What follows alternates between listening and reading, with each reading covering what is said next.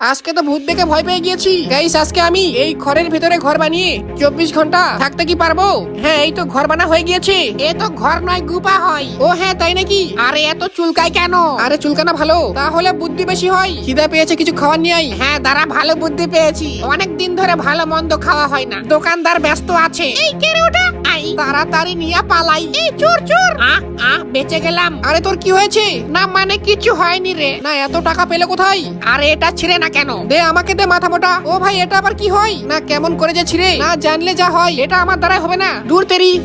ফেলে দিলি কেন? অত খাটনি করে খেয়ে লাভ নেই। ও তাই বল, এগুলা খাওয়া যায় আমি তো জানি না। না অনেক হয়েছে, এখন আরামসে শান্তি করে ঘুমাই, রাত হয়ে গিয়েছে।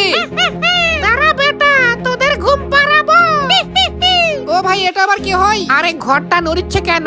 হ্যাঁ তাই তো, বল না রে কি হয়? না একে বলবো না, ভয় করবে। আমি জানি এটা ভূত হয়। আরে মনে হয় ইঁদুর হয়। ও ইঁদুর, আমি ভয় পেয়ে গেছি। অনেক রাত হয়েছে, ঘুমা। এই তাড়াতাড়ি ওঠ। কি হলো? এই দেখ সকাল হয়ে গিয়েছে। গাইস ভুল করে একটা সাবস্ক্রাইব করে দিও। হ্যাঁ।